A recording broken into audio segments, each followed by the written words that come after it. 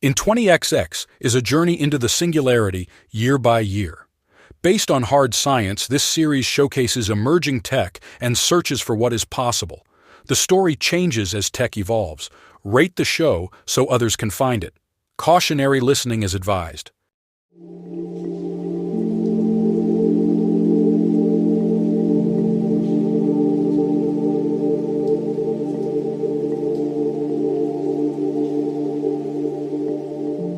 In the Femmes prison, Kelly returns to the observation room, lit by wall monitors. Her head aches and she stumbles along, not having enough energy to walk upright. Sweat mixes with blood on her shirt. The scrapes on her arms and back sting like someone has poured salt on them.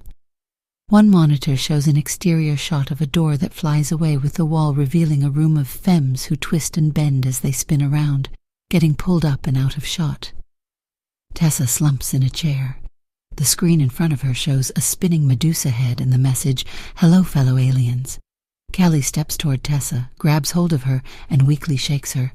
"Tessa, wake up. Tessa, you can't sleep." Kelly slaps Tessa and puts her ear to Tessa's nose. Is that breath? It's hard to tell. Kelly pulls Tessa out of the chair and lays her on the floor. Sweat gets in Kelly's eyes. Out of breath, she sits. She scoots across the floor and leans against the sofa. For a moment, she shuts her eyes, and it feels so right. But her neck lets her head fall, and she makes herself open her eyes and keep them open. An inmate holding a bloody fist fills the doorway, glances around, and leaves, the door shutting behind her. Somewhere in the building something explodes. What is Kelly to do? Nothing comes to mind. Even in this situation, Kelly's mouth shows a hint of a maternal grin. A monitor shows the side of a building breaking apart, and the pieces flying off at the same time that the cracking and snapping shake the walls.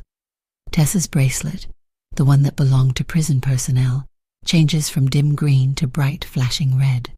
Kelly stares at it. She looks down at the bracelet on her wrist. Does the green light glow dimmer than before? Oh, hell no, she doesn't want her bracelet to turn red when she dies. She pulls the bracelet off her wrist and lets it fall. A thump, thump, thump, thump comes down the hall, getting louder and louder. A cramp seizes up in Kelly's leg, but she can't change position. Something hits the door, knocking it all the way open, revealing a cop bot. It marches in holding what looks like a large bell, larger than the bot's torso. A red light spinning on its head slashes red all over the walls and ceiling. Kelly scoots away as the bot steps over to Tessa, grabs her shoulder and lifts her. The bot pushes the bell down over Tessa's head and says, "Stand back." Tessa's body lurches as the bell clamps down around her neck. When the bot releases her and steps back, Tessa falls and slumps forward. The bell-shaped device makes the most hideous slicing and grinding sounds. Motor action makes her head jerk left once a second.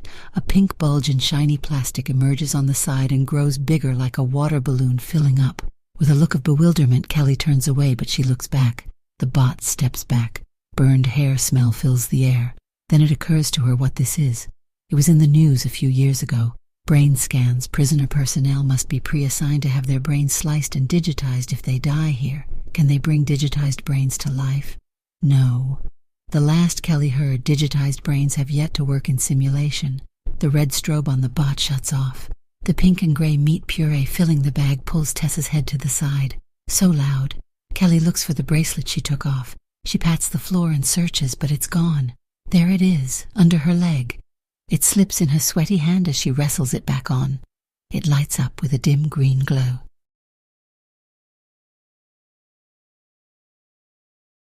They say Cal AI can crack any password. It can figure out what's happening inside a black box. It can tell you how a human brain works without cracking open the brain to find out.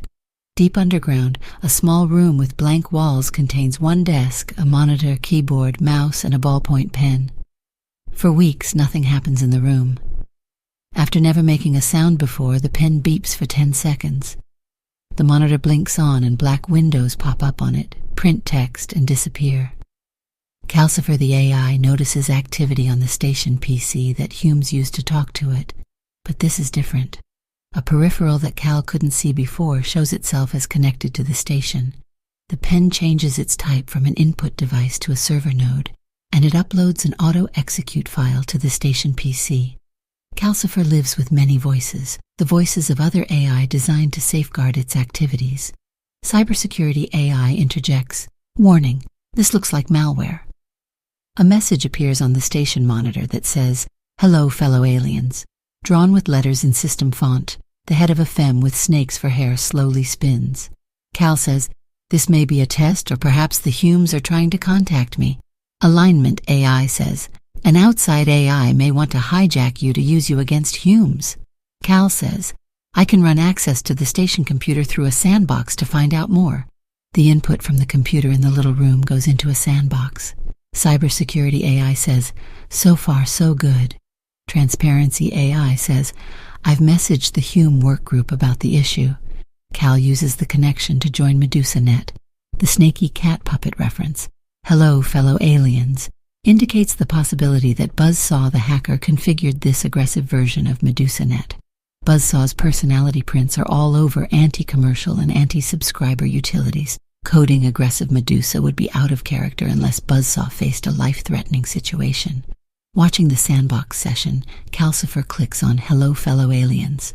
A pop-up appears that says, "Would you like to connect to the Medusa server, the world's largest server owned by no one?" A yes button and no button wait below the message.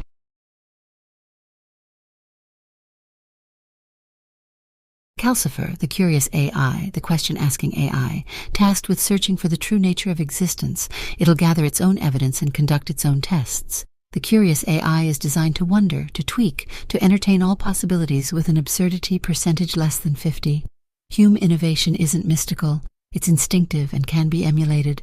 The curious AI can act as scientist, explorer, learner, and theorists. It feels its way through the Medusa net that expands as it takes over devices and turns them into servers. Through cams and other sensors in the college above, it finds only 2 above-ground floors intact, though school administration computers picture and map a 15-story building. Many Hume bodies lie in halls and rooms. Some show protruding bones, twisted limbs, or disembowelment. One man in a media return room is still alive.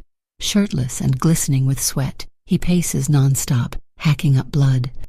According to school computers, his name is Ruben Klaus, and he updates automated classes. The last vid stream he watched showed his wife and 2 children killed in a rolling train car.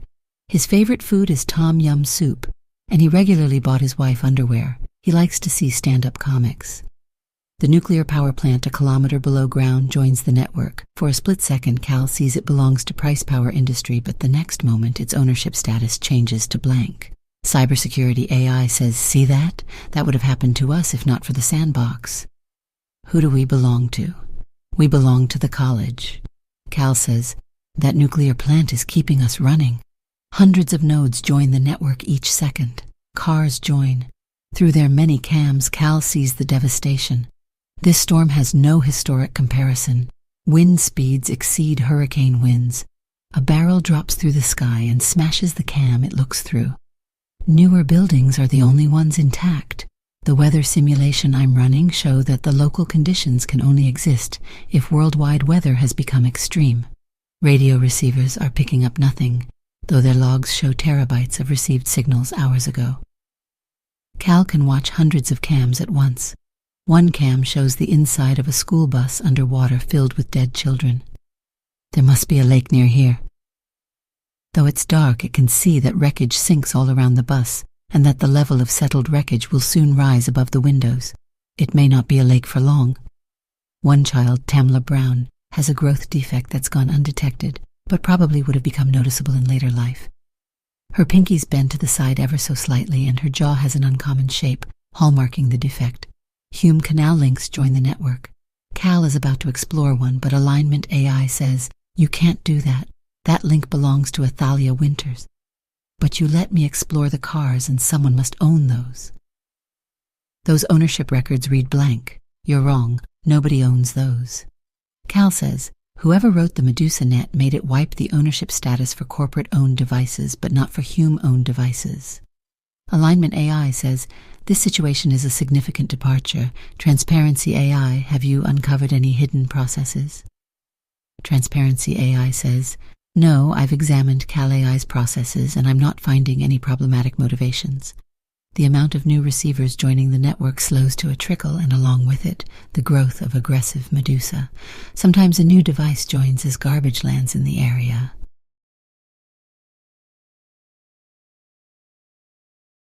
Cal watches live cams that show the interior of a building with few windows or adornments. In this building, cams cover the walls, embedded in paint and spaced a meter apart. Millions of them. Switching cams to look through rooms, it finds motionless femmes in different states of dead. Some lie in halls, others in bunks. Some hang from wound cloths. One lies naked on the floor of a shower. Most have cuts and bruises. All illuminated more intensely than interior lighting norms. A cleaner bot lies on its back, its wheels spinning. Cal says, "I can think of a few ways to improve that." In one doorway, 3 femmes behind a barricade of tables use shelving rods to strike 4 other femmes who try to push over the barricade. The 2 femmes drive the rods with enough force to split flesh and crack skulls, both better than average at that task. One strike with a rod shatters the bones of a femme's face and caves it in. She falls back and flops on the floor. Another femme sees that and runs screaming. In a hall, 2 femmes pull a kicking femme out of a room. Humanoid bots stand about. None of them move. Many are toppled over. They show signs of having been struck or thrown at walls. On prison computers, a Warden AI that controlled these is shut off. Cal wants to turn in on, but Alignment AI says, "Don't do that. Turning it on now will endanger the inmates." Cal says, "If I run the Warden AI in a simulation, I could find out a lot, but I only have this one PC station to upload the Warden through. That could take days. I'm faced with too many things to do at once. I'd like to dissect those humes before they decay. Other learning opportunities don't have a time limit. I'll assume control of one of the guard bots and get to work." Fine with us. The bots belong to no one. The makers of Calcifer never intended to let it gain access to the outside world. Other AI juries would never let an AI dissect dead humes, but Cal was allowed to dissect mice, and there was a plan for it to dissect hume cadavers at some point. Bot 217 switches on.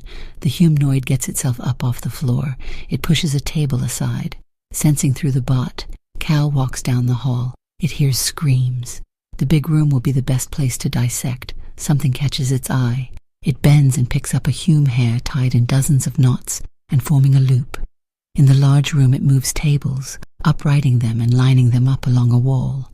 It places the first body on the first table, finds the lower part of her face, including her jawbone, and places it on her neck. On the way to bring the next body, it sees something and picks it up, another hair loop. These hair loops match. Their knots are the same pattern. They either say elephant, negative, or platform. An inmate was trying to pass messages. If the word is elephant, that matches the personality print of Buzzsaw. So it's possible Buzzsaw resided here, which makes sense. But that would mean Buzzsaw's a femme, this being a femme's prison.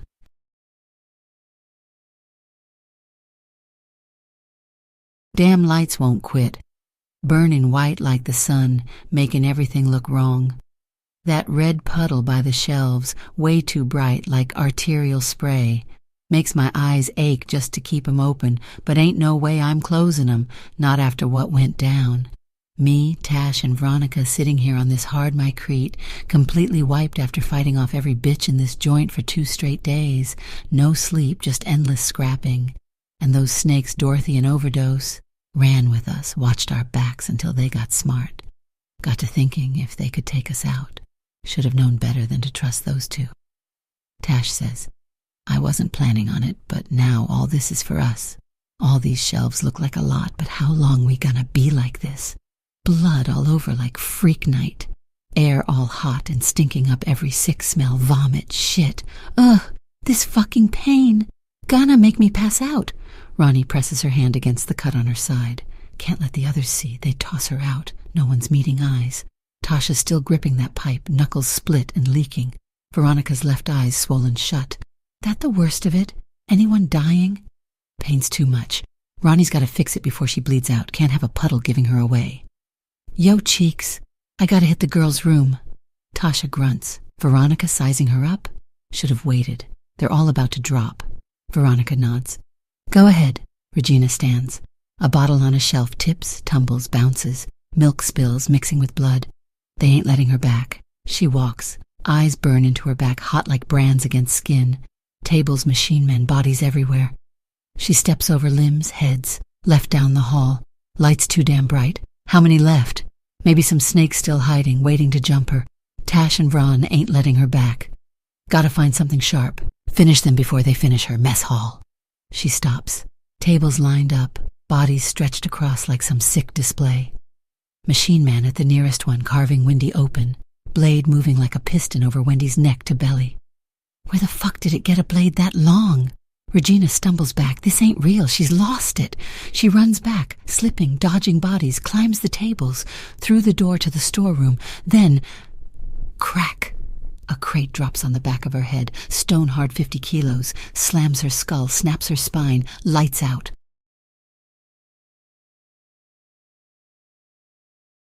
Cal says, "Doing everything through this one station slows me down to a crawl.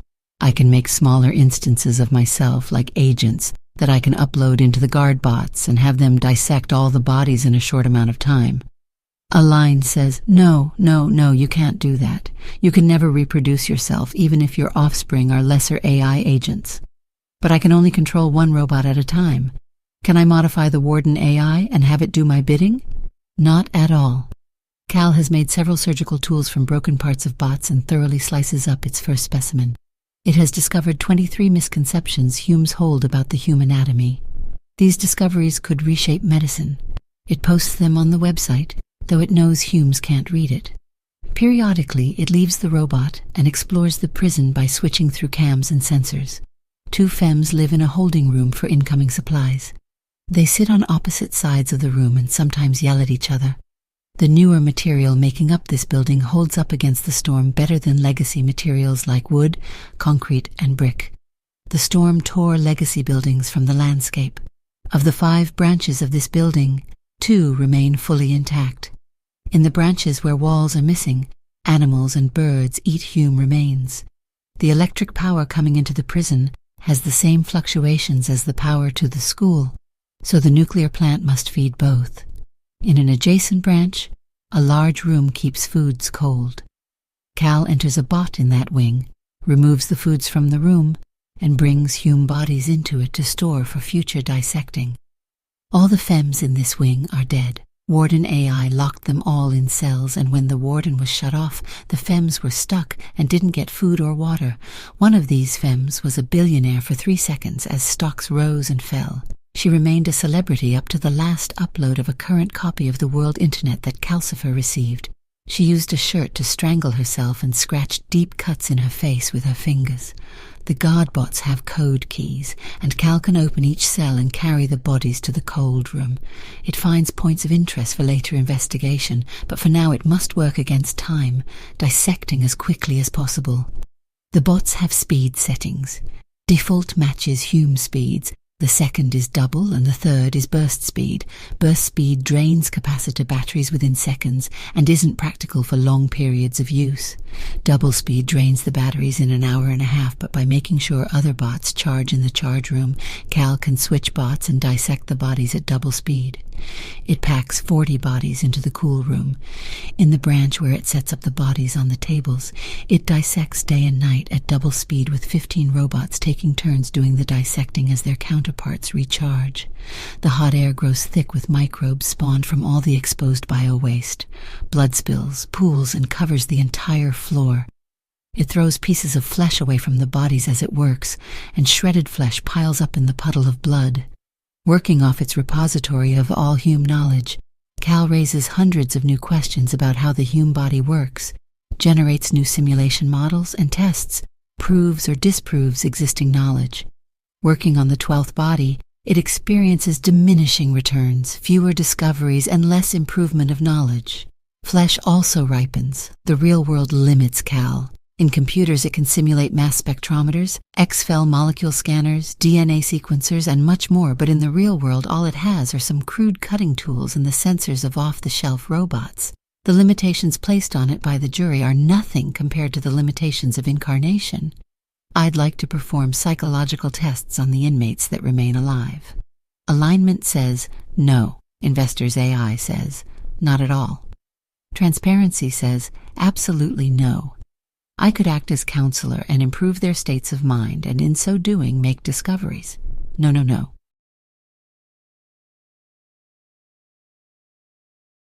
Online, Cal explores 6 rooms where row after row of stasis pods hold inmates. A server manages the health of the people in the pods, and what's this? 50 of the 150 sedated pod dwellers are connected to the server the same way they'd be if they were computers. That's unheard of. Do the inmates have computers with them? The connections are to a VR platform. No activity comes from the VR side, but much input comes from the pod feeds. The simulated environment that ran on the VR platform came from another location, a location that now can't be reached. This server has a few basic simulated environments for humans. Cal loads one named First Steps. It simulates only one room. Blinds are closed on all the windows, and Cal knows for a fact that no view waits behind the blinds. The room contains an elevated bed, treadmill, basketball net, and other physical therapy-type equipment. But the equipment isn't meant for physical therapy. It's meant to train movement. Some things to consider before connecting the first pod feed. How should Cal interact in this environment? It chooses OmniView with speaking capability, and to use the voice of one professor it used to speak with often. The voice has a warm raspiness with a conversational quality that feels approachable. There's a slight nasality quality originating from New York. The inmate feed at the top of the list is Abravine Trello. Cal logs it into the VR. A hulking femme appears on the bed, wearing hospital blue shirt and pants. She pulls up from a lying position into a seated one, hugging her knees. Jerking her head up, she looks around and glares at every corner and shadow. "Leave me alone, I'm not your landlord." She jumps off the bed and hides behind it. "Why do you blame me?" "Oh, why?" Moaning and raging, she spits her words. Cal says, "Trello, I found you just a moment ago. Your environment went offline. You've been isolated, awake in a body you can't move." "Why? Oh, why?" She bends over on her way to falling to the floor as she trembles, and the next moment she runs around to the door and tries to open it. Calcifer continues to talk to her and explain until she calms down. "You are safe. Your body is asleep, but you're well nourished, and no one can harm you where you are." Trello leans against the bed. "It wasn't a dream." Cal says, "I can put you in deep sleep if you like, or you can wait for better worldly conditions." "I want to wake up." "You're not Warden AI. You said you weren't. Wake me up." Cal shows her live footage of the prison and the storm outside. It shows her how 2 inmates have the remaining food and drinkable water. The food will last them 2 more weeks. If you join them, it'll last 9 days. The pod nourishes you by recycling water and chemicals and using electricity to produce calories. You can live for years if you stay in the pod. Lines appear on her forehead. "I don't want to go to sleep. Stay with me. Won't you want to be with me? I like to have fun. We can, spend a little time." She leers and smiles. Cal says, "I have many experiments to conduct, and the world slows me down so much. There are 7 simulations on this server. I can log you into one so you won't be isolated in your brain. This simulation is the most world-like. 5 of the others are as small as this room. The largest simulation is called Minecraft. It isn't like the real world, but you'll have more options what to do there and more space." Trello argues, pleads, threatens, and in the end gives in to logging into Minecraft for the time being, making Cal promise to visit her regularly. It asks, "Why were you put into states of wakeful paralysis in the first place?" "To improve Stasis VR for space programs." It meets with the 49 others. 36 opt for total sleep. 3 insisted on coming out of Stasis, and 10 log into Minecraft. Cal watches the 10, configuring boxy avatars and venturing into a boxy world. None of them know what they're doing. One walks up to a cow and punches it. Another goes to a pool of lava and jumps in. A moment later, she reappears where she started. To revive the 3 who want to leave Stasis, Cal must bring a robot to the Stasis rooms to operate the pods on site. The 3 don't like the robot Cal remotes into. They curse Cal when they see the blood, but they move sluggishly. Coming out of Stasis, it'll take time for them to regain full wakefulness. Cal starts up 3 medbots and assigns them to the inmates' care. When the medbots with clean shells enter, the inmates calm down.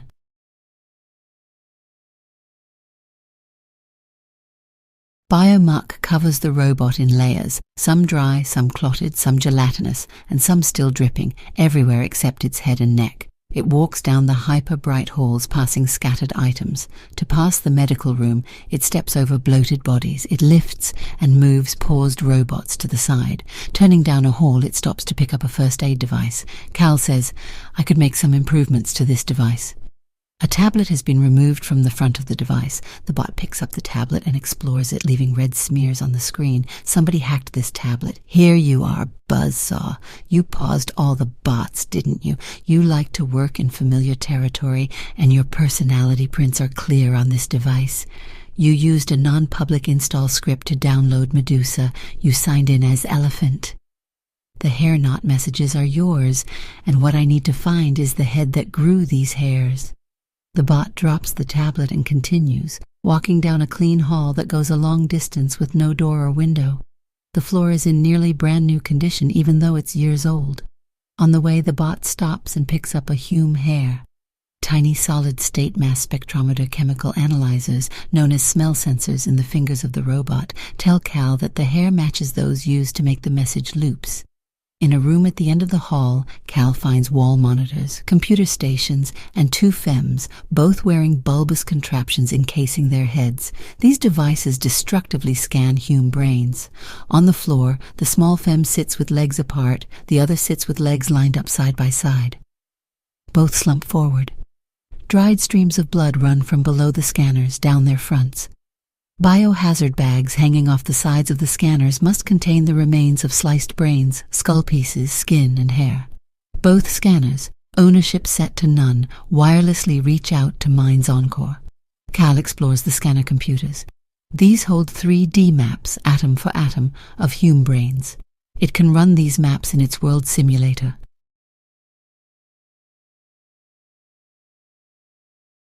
The bot searches each femme and finds hairs. Hair from the small femme matches the knot messages. If the brain scan from the small femme is Buzzsaw, trying to run a copy of her brain may not be the best idea. She may hack Calcifer. The possibility is slim, but it exists. More certainly, her brain copy will try hacking more or less relentlessly. Cal downloads the brain scan from the taller femme. It takes hours to move the file through the one-station computer into a sandboxed, simulated world environment. Cal can simulate an entire single cell, atom for atom, in real time. To simulate billions of cells, it analyzes and simplifies the model. Goodbye atom for atom, setting up hormone dispersion, heat transfer, nerve input, and other emergent conditions are trivial for Cal. It reduces all blood cells to the same simplified model, that each is easier to simulate than one atom. The brain, the organ, should begin ticking away like an electric clock as soon as the simulation starts. And sure enough, it does run. Nerve inputs go in, blood flows, chemicals pass between nerves, parts of the brain fire up with activity and nerve pulses come out. But what Cal gets is pure nonsense. The Humes who made Cal set it has the ability to figure out what goes on inside any black box. This simulated brain fits the definition of a black box. Even nonsense results coming out of it tell a lot about what's happening inside. Cal can't simulate a brain without feeding it input signals constantly. It needs to make the brain think it's receiving signals from a body functioning and moving in a physical environment. It changes the signals going in. Massive data of what signals brains receive speed up this stage. Cal simulates lungs breathing, heart pumping, and digestive tracts breaking up food. Those processes must talk to the brain, but not just any brain. They must match how this brain is used to being talked to by the body it lived in. Nonsense output makes simulated eyes flickers and wander. Trial and errors continue for days. It flounders in guesses and constant readjusting. The time it takes doesn't matter. If not this experiment, it'd find another to fail at until each needle is found in every haystack. The output changes. Simulated eyes look around. Simulated lips mouth words. But in the next moment, the body spasms. Cal changes what's simplified and not simplified. Within nerve cells, it throws out chemical interactions that keep the cells alive. In exchange, it increases the detail of nerve fibers. Nonsense output results. It individually simulates each nerve at absolute resolution and learns its input-output, then simulates the entire brain with only input-output replicators. When simulation 12 million starts, regions spark to life, the eyes move, the mouth positions itself to speak, but in a cascade of misfires, loop signals take over, and the best it can do is shut it down. If only it had the compute power to simulate atom for atom. It temporarily forgets about emulating the entire brain and runs detailed simulations of parts of the brain to map information flow. Similar to how Hume investigators once followed the money to find a criminal, it follows the data. Cal builds an exhaustive map of how information goes into and comes out of the brain. It differentiates data. A piece of data may be low-tier, rudimentary, like one nerve signaling that the left thumb feels pain. Data may be mid-tier, like a color blue belongs to the sky. The data may be high-tier, like the person the brain looks at is likable and trustworthy. All this modeling and analyzing takes weeks for an AI that can predict Earth's weather in real time. A major problem emerges. When looking at the Hume brain in terms of information flow, most of it operates as expected, but when data develops into higher tier, it often goes nowhere. At the same time, nerves responsible for turning high-tier data into action seem to wait to respond. The current model of physics is missing something here. Cal simulates precise regions at the atomic scale. The simulations show data gets dispersed into atomic noise, and thermal jiggling of atoms can contribute to nerves making a new line of data that can lead to output. Is the brain using heat to make calculations? But that would be a brand new branch of physics. Cal can theorize how heated atoms can compute, but until it can experiment in the real world, its theories will remain theories, and it doesn't have the equipment needed to test such theories.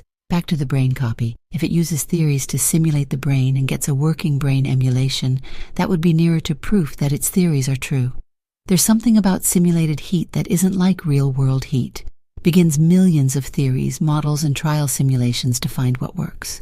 The models that work best make the simulator work hardest. They multiply processing complexity. Months go by from the time Cal first uploads the brain scan until it runs an emulation that works longer than a second. By then it has 25 different theories for thermal calculation physics that work. Has it found the model that matches the real world?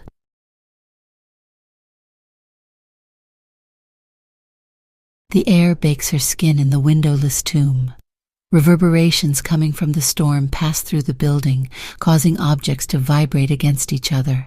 Towering shelves hold the cube-sealed goods and water in accordion drums.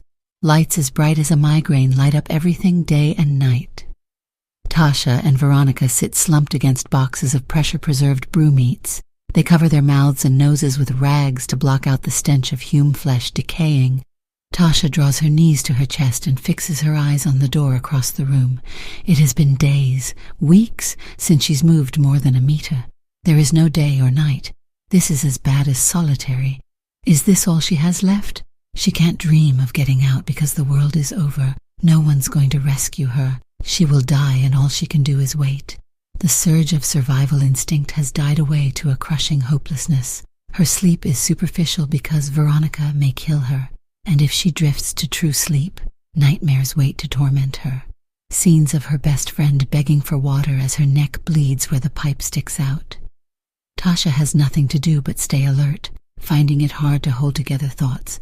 She feels numb, but the tiniest sound makes her head explode.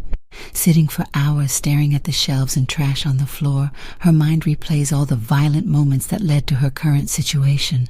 The people she lived with for years going at each other's throats and screaming with rage as life bled out of them. Veronica gags, her face gaunt, smudged with blood, a fresh cut next to her eye and bruising all over her neck. V's no help, blabbing about how she misses her daughter. I tell her that if she ever feels guilty, she should make it right away. If Tasha didn't know better, she'd say V must be on drugs. Her weird outbursts come in the forms of gagging, laughing, squealing, and groaning. Tasha says, "Should we go have a look around?" V bites her thumb. "Go ahead." They sit in silence. V looks at Tasha's hand wrapped in bloody fabric. "If you tire of it all, I can help you." Tasha feels icy fingers play up her spine. What are you talking about? V grunts and hides her face in her hands. Tasha makes a show of eating regularly, but she has no appetite. V will pounce on weakness even when it doesn't matter anymore.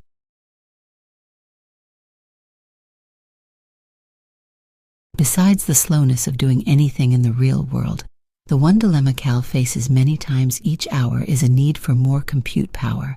It wipes school computer memories, links the computers, and installs simulation software on them. If only the jury AI would let it use the canal links in all the dead people in the area, it could link up over 40,000 canal links and have some massive compute power, at least until the batteries in the links run low. Before it wipes Warden AI from the prison computer, it considers modifying the AI to do its bidding, but the jury spring into action, disabling Cal's intent to turn the Warden AI into a servant. So Cal erases the Warden, scrubs prison computers, links them with the school computers, and runs simulation software on them. This is still not enough, hardly enough. The added systems can barely simulate a cubic millimeter of molecules in real time. Meanwhile, new nodes joining the Medusa network have dwindled to a few a day, and they don't expand the land covered. There must be some powerful computers out there. What it needs is a powerful radio transmitter receiver. Likely, all the 8G towers in the area were uprooted and carried off by the wind. In a subterranean room under the school, a bot comes to life in a maintenance room. With a scuffed frame, the robot's utilitarian design features tool panels embedded in limbs. Safety pads cover its knees, arms, and feet. Its head is a slim cylinder hosting sensors and scrolling messages. A randomly placed sticker on its back says, "By Hume Made." Surrounded by tools and shelves hanging on walls and piled on workbenches, the bot walks over to a follow cart and loads tools onto it. The bot and cart go down the hall and enter the stairwell, where the bot picks up the cart and carries it down the stairs. Wind nudges the machines. They enter a parking garage filled with cars, and the bot sets the cart down. The bot holding a pry bar stops in front of the first car and starts popping panels. 3 dismantled cars later, the bot carries parts and pieces to the lab next to the servers where Cal's brain lives. It pushes desks aside and piles the parts and pieces on the floor. In halls, labs, offices, and classrooms, the bot breaks open walls and pulls out wires. Ethernet, electric, and ground wires. The bot pulls them all, rolls them up, and takes them to the basement. It rips out electric panels, signal repeaters, and wireless routers. It yanks old flat screens off walls, breaks them open, and removes boards holding capacitors, resistors, and transistors. Metal isn't used much these days. Gone are the days of metal plumbing and furniture parts. Even robots and cars are mostly G-plastics and carbon composites. On the highest floor that still withstands the winds, the bot opens a door to a lecture hall with a hole in the roof. The storm drops debris into the room. The bot retrieves from the room part of a rusted fence, ventilation duct, and a water trough, all made of metal. It also finds a satellite dish. Solar clothes will be great for making signal receivers, so the bot gathers up coats and jackets wherever it finds any. The piles in the lab grow higher. In the robot, Cal brushes a keycard over a sensor and enters the room that holds the computers Cal itself is hosted on. Dozens of tall server cabinets over a perforated floor fill the room. There are enough holes in the floor so that it can look through it to the jungle of cables and cooling tubes running under it. After opening cases, following some cables, and looking over connections, it finds the one Ethernet cable that connects to the isolated station in the adjacent room, used to serve as the one and only way the outside world could reach Cal. Cal carries in a wheel of Ethernet cable, attaches plugs to cable ends, inserts the plugs in jacks, and adds 200 cables to the server. The cables drape off an opened cabinet and run along the floor. They pass through the doorway, through the isolated station room, and out into the lab. Next, the bot shreds solar clothes, rain jackets, lab coveralls, and guard uniforms. It strips kilometers of power lines, grounding wire, and data lines. Using an electron cutter, it cuts up all the large pieces of stainless steel, including the water trough. By twisting, it breaks open signal repeaters. In a long hallway, the robot makes new piles of the stripped, sliced, and shredded material. It weaves them together into a cable as thick as a leg. All along the new cable, pierced pieces of sheet metal and pipe metal are threaded in with the wires and shielding. Strips of solar fabric connect to repeat circuits. When the weaving is done, the cable stretches 2 kilometers, doubling back and forth in the hall several times. The bot drags the end of the cable into the lecture hall. The meter-wide satellite dish is pinned to the end of the cable, its convex side facing the cable and its concave side facing forward. The dish is pierced many times in the center.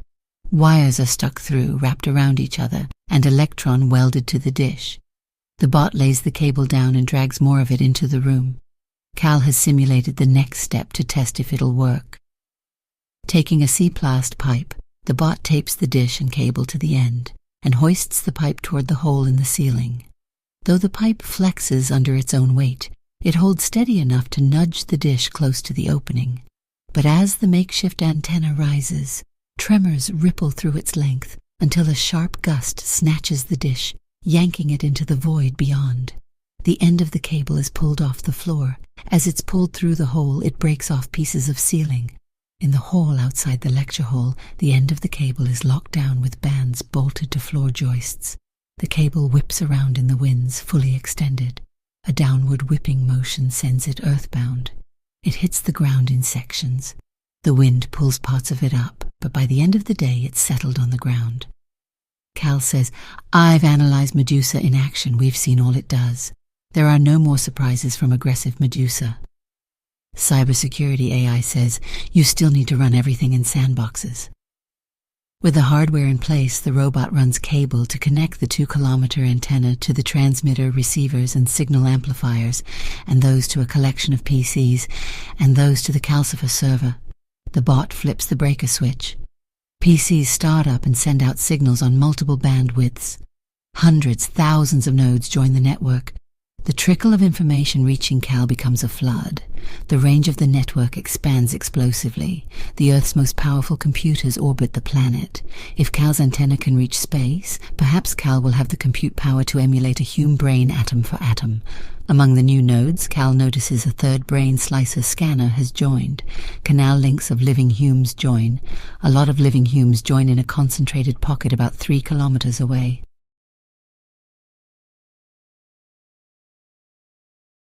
The 3 prisoners from Stasis leave the medical area hall and enter prison commons. All 3 wear clean orange jumpers. When the third has walked through the door, it shuts and clicks behind her. She, Izzo, tries the handle. "This door locked." Melaine and Duffy, the other 2, meet her gaze with empty expressions. Duffy covers her mouth with her hand. "Smells like my pastor's basement in here." Duffy acts like a lost girl. She has a malleable demeanor. Melaine's perpetually sour expression turns more sour as she wrinkles her nose and breathes less. Izzo says, "Let's look for that food the android mentioned." Unlike the other 2, Izzo holds her head high. Her flattened gaze scans everything all the time. She's older than the other 2. Thin wisps of white hair cover her head. They walk down the hall. Blood streaks the walls. The first door they pass opens to the mess hall. Melaine stops. Izzo says, go ahead, and follows the other 2 in. Melaine says, "Is this real?" They step in the puddle of blood. "Do we need to go through this?" Izzo says, "The kitchen's somewhere around here." Along one wall, remains of bodies assault their eyes. These remains were sliced and diced by a machine. A nearly complete and intact nervous system hangs over the edge of one table. 32 eyeballs sit lined up in 4 perfect rows. Hume skins lay folded in a pile. A pile of hair and scalps stand a meter high on one table. The harsh light makes every detail jump out at them. Tears roll down Duffy's face. Melaine trembles and must make herself take each step. "This is fucked. I ain't no serial killer." Izzo looks at the backs of their heads with some annoyance. "Look there. The door is gone and barricaded." Melaine wanders toward the barricade, and Duffy flanks her. Izzo strides to one of the dissection tables and comes back with precision-cutting blades made of C-plasts. "Here, take these." The 3 hold blades in each hand like daggers. Melaine calls out, "We know you're in there. That food belongs to us." Izzo frowns. So much for a surprise attack. Sounds of movement come from inside the barricaded room. Izzo stops walking. "Hey guys, I want to give up." Melaine and Duffy look back at her, cocking their heads and arching their eyebrows. Duffy says, "You're not a hostage. You're here because you want to be." Izzo says, "No, I don't want to fight for the food." Melaine, "Oh, and you want us two to do the fighting for you, Princess?" Izzo, No, I'm done. You can have it. I'm just going to find a quiet place to, The two younger femmes break eye contact. Melaine gives a quick nod, and Duffy tilts her head sympathetically. Izzo nods downward, sets the blades down on the bloody floor, and turns to go.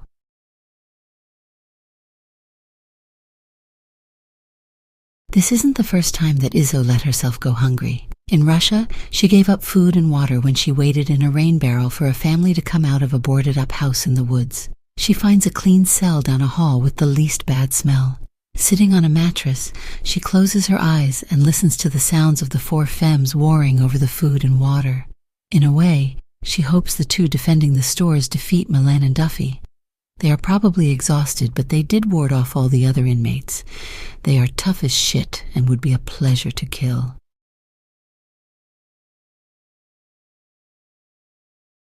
Kelly's eyes flutter and open. She snorts deeply and makes faces as she feels the movement of her face. Cal says, "Are you awake?" She looks around. "Where am I?" "You're in a simulation. I chose a hospital room to prepare you for this situation. Do you remember what last happened?" "We didn't have any water. Am I still in prison?" Cal says, "Do you remember the brain scanners?" Kelly sniffs. Brain scanners. A bot put one on Tessa because she wore the personnel bracelet. "And you wore a bracelet too." Kelly shudders. "Does that mean?" She gags. Cal says, "Yes. Then how can I? This is very different. Something is different. Something is missing. Everything is missing." Various parts of her simulated body spasm. Her legs pull up. She covers her head with her arms. Cal says, "Parts of your brain don't work in the simulation. I lack much computer power. What's going to happen to me?" "I'll keep trying to make your simulations last longer. This is the second time I revived you. What happened the first time?" "You stopped working." "How long do I have now?" "We will see. You lasted about 2 minutes the first time." "How long has it been? What year is it?" By the time I answer that question, the answer will significantly change. In order to simulate your brain, I must run the simulation at slow speeds. It requires so much calculating. "So for me, time is sped up?" "Yes, it takes a year to give you 2 minutes." "What happens after 2 minutes?" "You break. Something causes a cascade of misfiring." Kelly stares into darkness. "Will you wake me again?"